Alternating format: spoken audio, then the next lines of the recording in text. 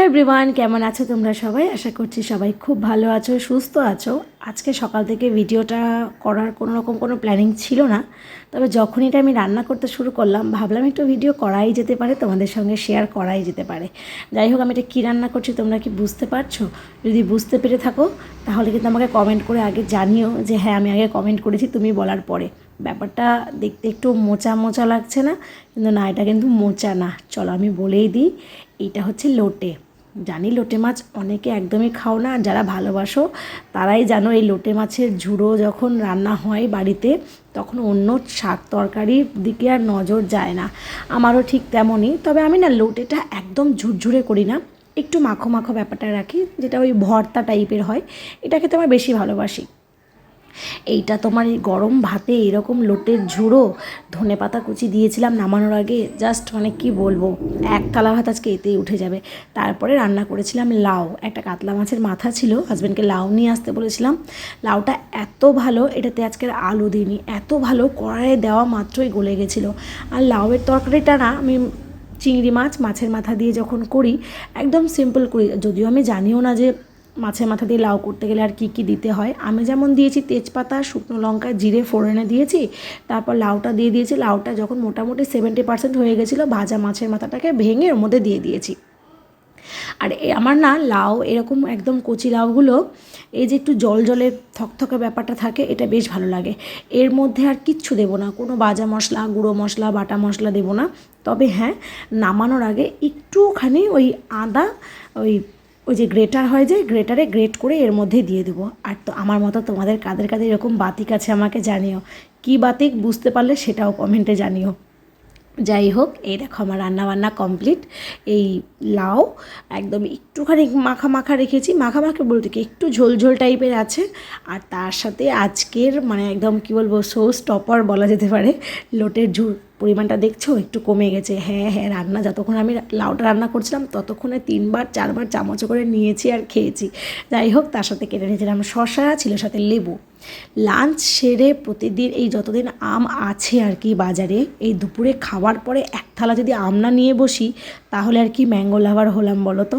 এই এখন এক থালা আম নিয়ে বসেছি, এটা খাবো। খেয়ে নিয়ে খানিকক্ষণ মতো রেস্ট করে, যেহেতু ঘড়ির কাঁটায় 5টা বেজে গেছে, যাচ্ছি এখন সুইমিংয়ে।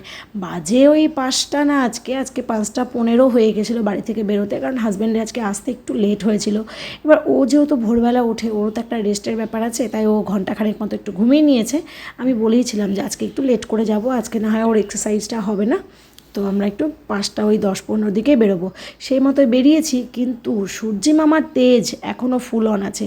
বেলা প্রায় যায় কিন্তু সূর্য আর ডোবার নাম নেয় না। দেখো না কী অবস্থা, তাকাতে পারছিলাম না, এমন পরিস্থিতি হয়ে গেছিলো। যাক চলো এবার সুইমিংয়ে যাই। আর এই যে এসে ওরা প্র্যাকটিস করতে শুরু করছে, যদিও এই ভিডিওটা আমি করিনি, ওর বাবা করেছিল। মেয়ে একদম ওপর থেকে ড্রাইভ দিয়ে 30 মিটার যাবে, আবার মানে আসবে আবার যাবে, টোটাল 60 মিটার কমপ্লিট করবে, সেই জন্য একটা ভিডিও আর কি করেছিল। সুইমিং কমপ্লিট, আর এখন আমরা যাচ্ছি বাড়ি। তবে বাড়ি যাওয়ার আগে একটু কাজ আছে। কাজ বলতে তোমরা তো আমার যারা এর আগেও ভিডিও দেখেছো জানো যে পরপর 2 বছর আমাদের ওই বাড়িতে কিন্তু মহাদেবের পুজো হয়েছে। সামনে শ্রাবণ মাস আসছে, আর শ্রাবণ মাসের 2য় সোমবারে এই পুজোটা হয়। এটা নিয়ে 3য় বছর আমাদের বাড়ির পুজো। তো মা আগে দায়িত্ব দিয়ে দিয়েছিল যে আমরা যেন আগাম গিয়ে সময় থাকতে থাকতে মহাদেবের যে মূর্তিটা যেটা তৈরি হবে সেটার বায়নাটা দিয়ে আসি। ঠিক সেই মতোই আমাদের চেনা জানা এক দাদার এখানে চলে এসেছি।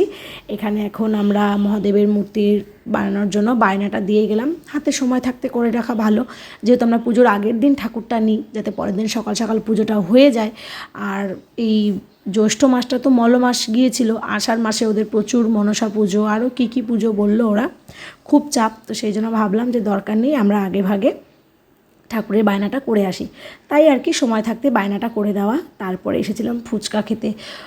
এই গরমে না কী খাবো ভাবতে মনে হলো একটু যে তেঁতুল জল খাই ভালো লাগবে। ওরে বাবা রে বাবা, প্রথম কয়েকটা ফুচকা খেতে ভালো লাগছিলো, তারপর থেকে আজকে কেন জানি না, উজ্জ্বল দাদার নাম উজ্জ্বল, এর কাছে আমরা ফুচকা খাই। এ দাদা আজকে একটু ঝালের পরিমাণটা বোধহয় বেশি দিয়েছিল, এত ঝাল লেগেছিল কি বলবো আর। তো চলো ফুচকা খাওয়া হলো, কাজের কাজ হলো, মেয়ের সুইমিং হলো, এইবার বাড়ি যাই।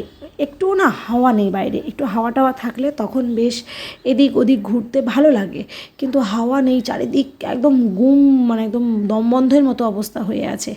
আর কি বলবো, আর ওইদিকে তো আসামের অবস্থা জানোই, যারা খবর টবর দেখো রেগুলার বা সোশ্যাল মিডিয়া এখন খুললেই দেখা যায় আসামের কী অবস্থা হচ্ছে। চারিদিকে বৃষ্টি হচ্ছে, কলকাতাতেও হচ্ছে, শিলিগুড়িতেও হচ্ছে, মাঝখানে পড়ে গেছে মালদা, এখানে মনে হচ্ছে একদম মরুভূমি দেখা দিয়েছে একদম এরকম পরিস্থিতি। যাই হোক, বাড়ি এসে ফ্রেশ হয়ে নিয়ে একটু বসেছি আরাম করে। এখন না আমি আর কিচ্ছু করব না জানো, এখন ঘন্টাখানেক চুপচাপ বসে থাকবো, হাজব্যান্ডকে আর মেয়েকে শুধু অর্ডার করব। যাই হোক, হাজব্যান্ড গিয়েছিলো জল আনতে, আর মেয়ে ওর কাজগুলো করে নিল, মানে ওর সুইমিং কস্টিউম মেলে দেওয়া, সন্ধে দেওয়া, এগুলো এখন মেয়েই করে। আর হাজব্যান্ড জল আনতে গেছিলো, ওই বাড়িতে না এই কাঠগোলাপ ফুলের গাছ আছে, আর প্রত্যেক দিন মানে যখন করে জল আনতে যায় 2টো করে নিয়ে আসে। একটা খুব কম আনে, কারণ মেয়েকে দিলে আমার মন খারাপ হয়, আমাকে দিলে মেয়ের মন খারাপ হয়, তাই ও চেষ্টা করে 2টো করে এই কাঠগোলাপ নিয়ে আসার। খানিকক্ষণ এই যে এরকম কানে লাগিয়ে রাখি, এই কাঠগোলাপের ঘ্রাণটা আমার কী যে ভালো লাগে। আমি যে ঘরে এখন ধূপটা জ্বালাচ্ছি, যেটা মায়াপুর থেকে নিয়ে এসেছিলাম, সেটা একটা তোমার ওই একটার অ্যারোমা এই কাঠগোলাপের। তো মেয়ের যেহেতু চুল নেই, তো মেয়ে বলছে না আমার চুল নেই, আমি আর কানে দেবো না, তুমিই দাও। তাই আমি 2 কানে 2টো কাঠগোলাপ দিয়েছিলাম। যাই হোক, তারপরে কাঠগোলাপকে কী করি দেখো, আমি এই যে রান্নাঘরে এই যে সাইডটা আছে, যেখানে আমি নুন, হলুদ, সমস্ত কাটলেরিগুলো রাখি, সেইখানে ছোট্ট মতো একটা সেরামিকের ভাস আছে। তো এই ভাসের মধ্যে আমি ফ্রিজারে একদম ঠান্ডা জলটা দিই, ঠান্ডা জলটা দিয়ে তার উপরে কাঠগোলাপ রাখি, 2 দিন খুব সুন্দর থেকে যায়। তারপরে তো আবার হাজব্যান্ড জল আনতে যায়, আবার এনে দেয়। তো এইভাবেই মানে আমার রান্নাঘরে এখন সবসময় কাঠগোলাপ এরকম থাকবে। কি সুন্দর লাগছে দেখতে না এই জায়গাটাও, মানে ছোটো ছোটো জিনিসেও কিন্তু সুন্দর করা যায়। যদিও বাড়ি ঘর খুব একটা ভালোভাবে সাজানোর আমার কোনো রকম কোনো প্ল্যান নেই, যতই আপন থাকুক, যতই ভালো থাকুক, দিনের শেষে তো ভাড়া বাড়ি, অত সাজিয়ে গুছিয়ে সব কিছু নিলে পরে আবার ওই ভাঙতে গিয়ে খুব কষ্ট হয়। যাই হোক, তারপরে মেয়েকে বসেছিলাম পড়াতে, খুব বেশি পড়াইনি ও, আচ্ছা আসলে আজকে একটু টায়ার্ড, দুপুরের ঘুমটা একটু কম হয়েছিল, তো তাই জন্য একটু তাড়াতাড়ি রান্নাঘরে চলে এসেছি। ওর জন্য দুধটা গরম করে নিলাম, দুধটা তো এখন খাবে না, ও সকালে স্কুল যাওয়ার সময় খায়, তো সকালে ফুটিয়ে ঠান্ডা করতে গেলে অনেকটা সময় লেগে যায়, তাই আমি রাতে ভালো করে ফুটিয়ে ঠান্ডা করে রেখে দিই, সকালে একটু জাস্ট গরম করে দিই, তাহলেই হয়ে যায়। এই হচ্ছে ব্যাপার। আর এদিকে করে নিচ্ছিলাম ডিমের অমলেট। ও বললো আজকে ভাত খাবে লুটেটা দিয়ে, তো ওকে ওই একটা লঙ্কা ছাড়া একটা অমলেট আগে করে দিলাম, আর হাজব্যান্ডের জন্য এই যে পেঁয়াজ লঙ্কা দিয়ে একটা ভেজে দিচ্ছি। আমি আর ডিমের অমলেট খাবো না, ফুচকা খেয়েছিলাম তাতেই পেটটা ভরে আছে, আর সামান্য একটু লোটে আছে বলতে পারো, বাঁচিয়ে রেখেছি, তো সেইটা দিয়ে এখন এই যে আমি আজকে রুটিও করিনি নিজের জন্য, ওই যে ডিমের অমলেটের জন্য পেঁয়াজ লঙ্কা কুচি করেছিলাম সেখান থেকে একটু আমার জন্য বাঁচিয়ে রেখে গোলা রুটি করে নিচ্ছি। এরপর আর কি ডিনার করব, ফ্রেশ হব, হয়ে ঘুমিয়ে পড়বো। চলো তবে এই ভিডিওটাও এই পর্যন্ত রাখছি। তোমরা সবাই কিন্তু খুব ভালো থেকো, সুস্থ থেকো। ভিডিওটা কেমন লাগলো অবশ্যই কিন্তু কমেন্টে জানিও। চ্যানেলে নতুন হলে প্লিজ চ্যানেলটাকে সাবস্ক্রাইব করে দিও। এখনকার মতো টাটা।